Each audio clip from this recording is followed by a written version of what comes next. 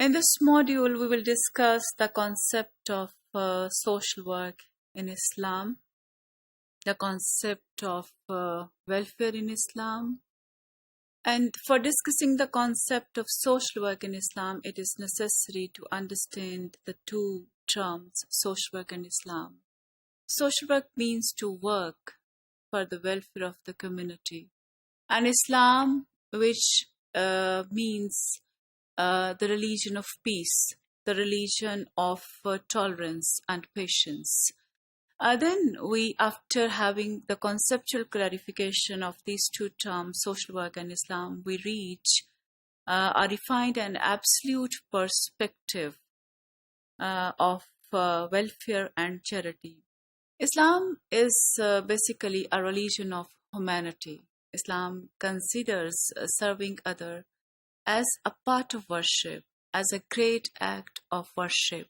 And according to the teachings of Islam, it is only in serving the people that we shall have and we can have the share in Allah's mercy. And an individual should lead his life as a well-wisher to all the people of the community, to all the individuals of the society.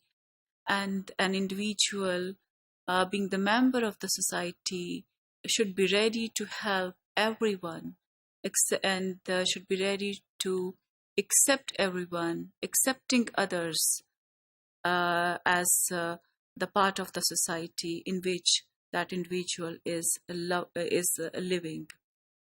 So Islam emphasizes on the values of patience and tolerance, and this is not possible without accepting the rights of the other people, without accepting our own duties as the member of the society.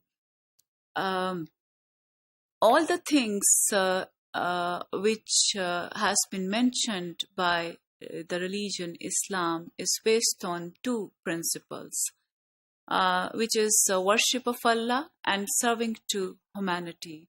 Without putting both of these principles into practice, there can be no true fulfillment of one's own religious duties.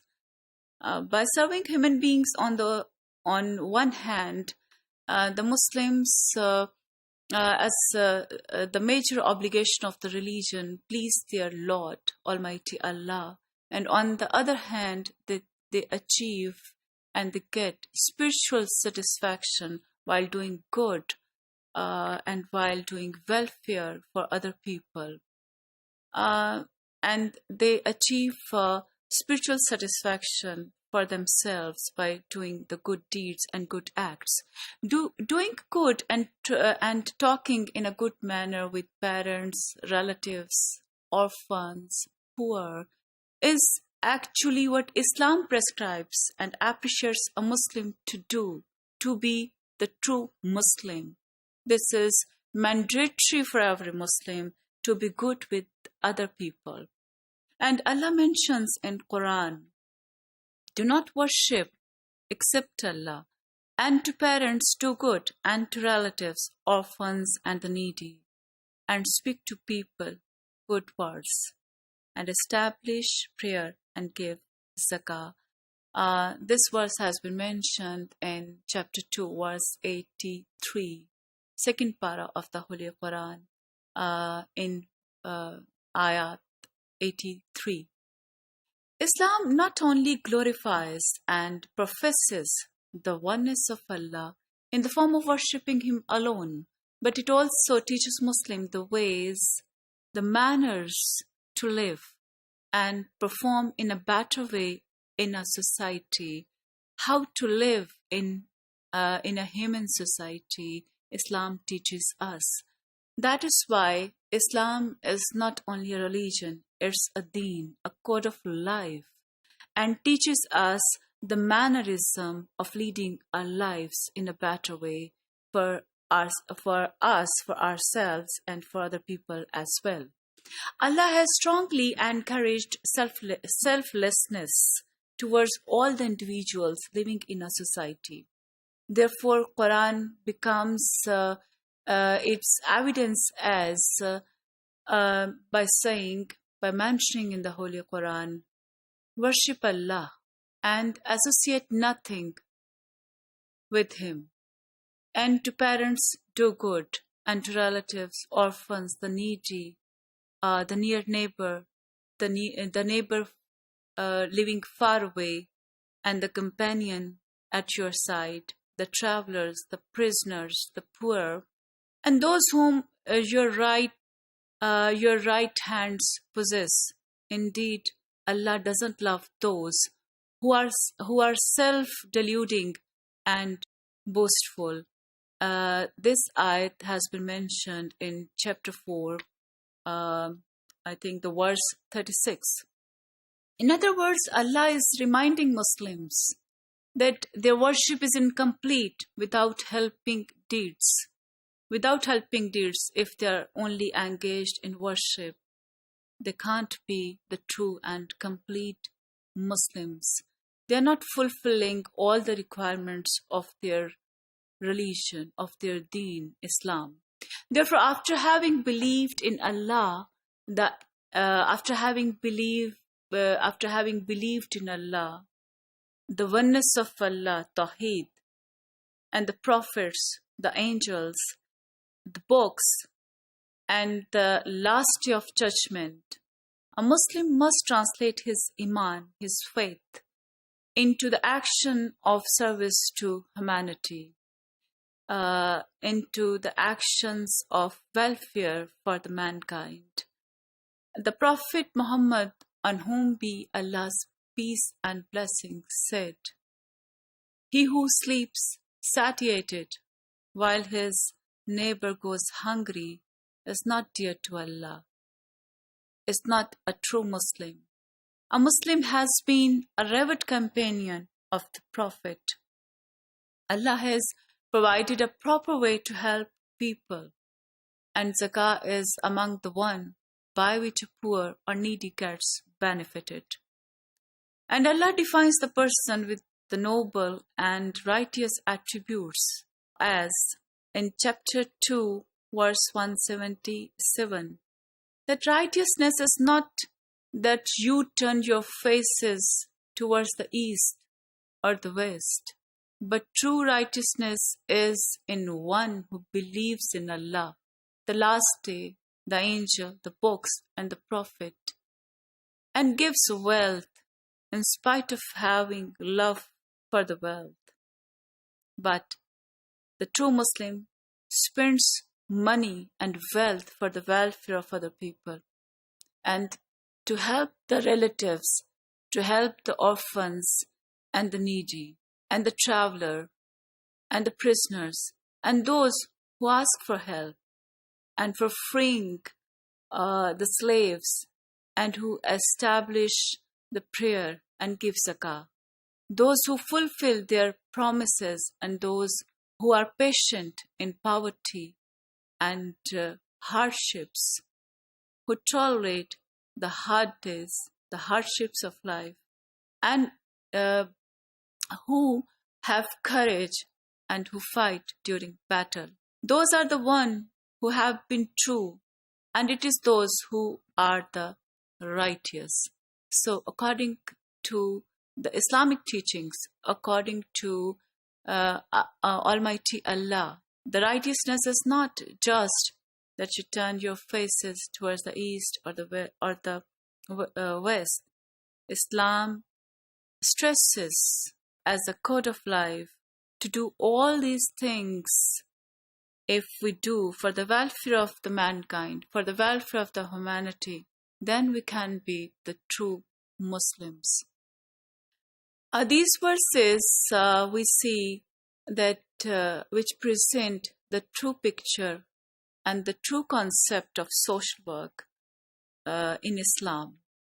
It is, however, more than a philosophical concept, but a practical draft that outlines that why, whom, and who of service delivery.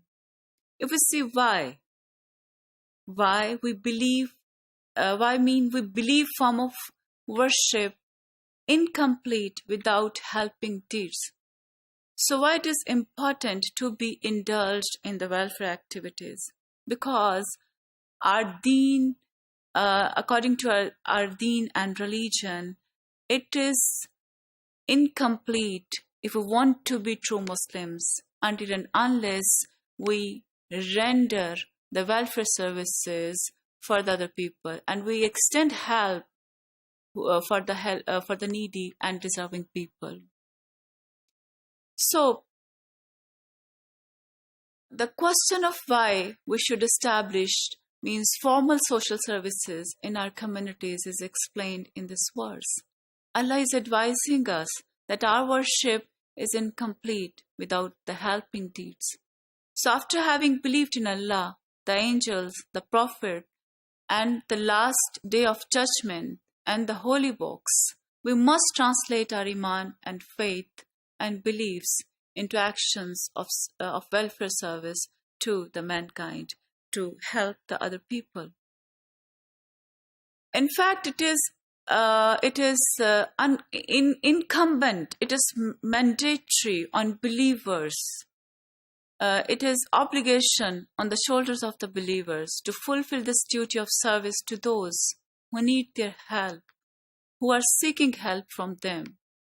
Each and every Muslim is to contribute to the welfare of the society.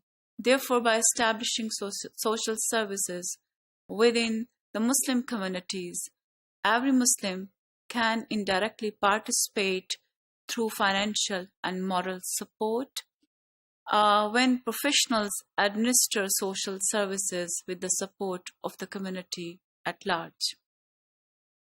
Then there is a question, who?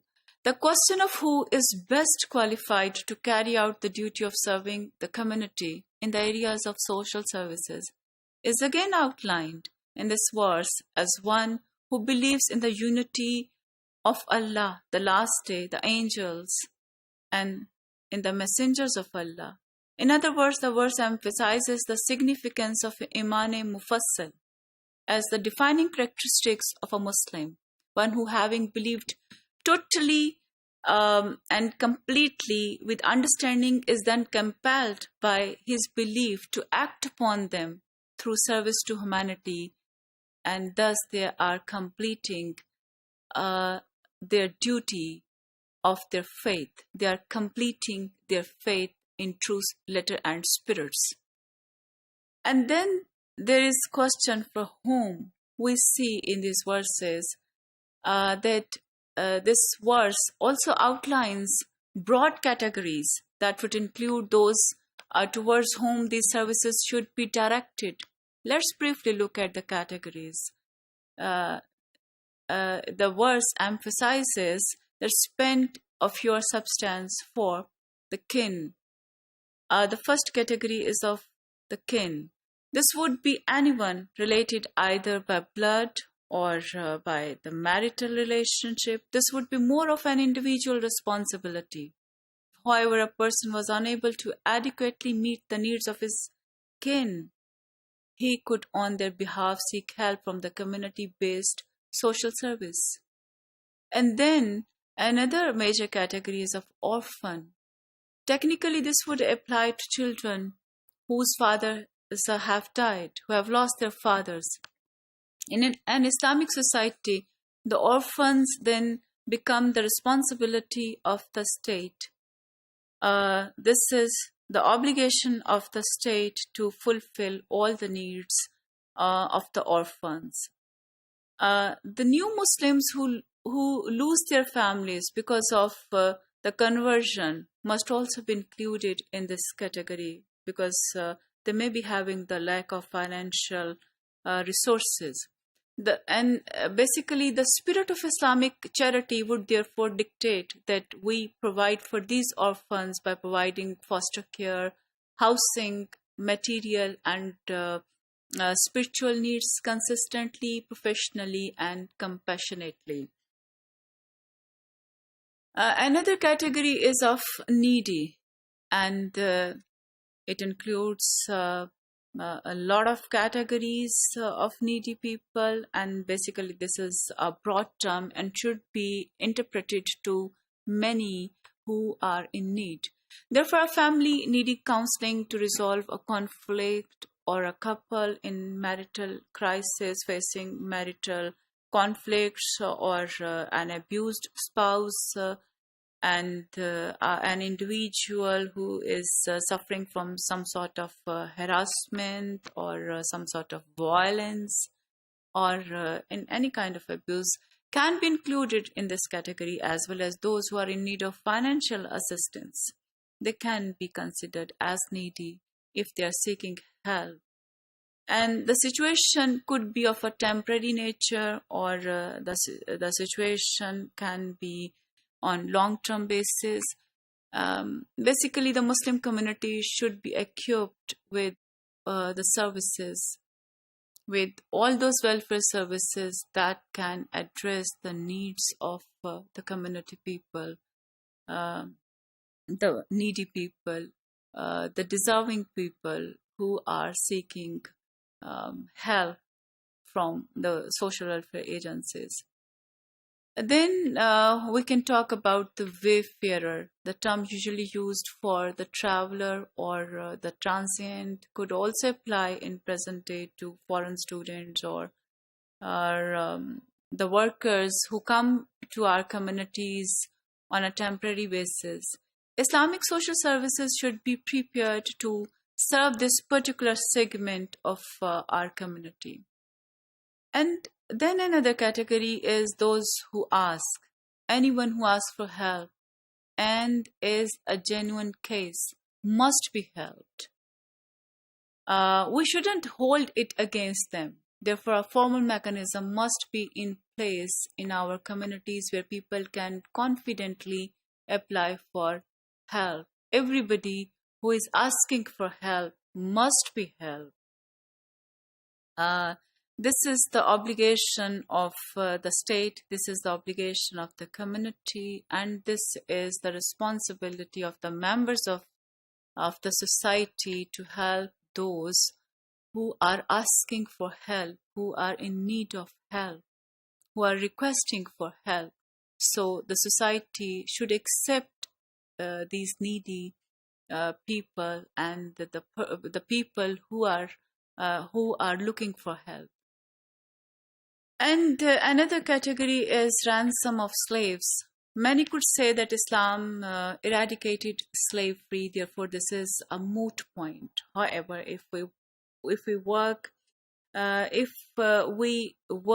to look around us, many of our Muslim brothers and sisters could qualify to apply for this category to be freed. For example, the landing fee that the Canadian government has put in place is putting extreme pressure on families that cannot reunite because they cannot afford to pay it. So these kind of needs should also be addressed. And then how? When we are asked how are we to achieve these objectives of Islamic social services, the Quran once again gives us assistance by laying out the principles on which we can not only base our social services, but through which we achieve our goals. In short, these principles define a Muslim social worker and also empower and enable them to better serve their clients. So Islam provides a proper guideline for the professional social worker that how they can help and what kind of mechanism they can adopt to render the welfare services to all kind of the needy people, to all kind of the deserving people and the people who are asking for help. Regular charity, of course, fosters a personality that is giving and develops a character that is empathetic to the needs of other communities, where members give regular charity of all kinds, both compulsory and voluntary, benefit each other and feel responsible for each other. The Holy Prophet said, "The best of all activities is the social service." If you help someone, it is the most noble work you do if you're working for the welfare of the people. In his numerous precepts and saying, the Holy Prophet urged Muslims to do good to their fellow beings, to recognize rights and privacy of the neighbors, and to help alleviate the suffering and hardships of the unprivileged and left behind segments of the society and the victims of the circumstances. According to our Holy Prophet, he who undergoes to relieve the needy, the desolate and the poor is one who undergoes in the service of God. So if you serve the creature of the God, if you help the creatures of the God, it means you are helping the Creator. Thus, in an Islamic society, mutual help is considered a duty. Every Muslim should be the helper and protector of every other Muslim who is in need. Islam raised charity to a religious duty, a religious obligation, and has defined its scope and uses. The Quran says, "He who believes in God, do not make your alms worthless by reminding people of them or by injury."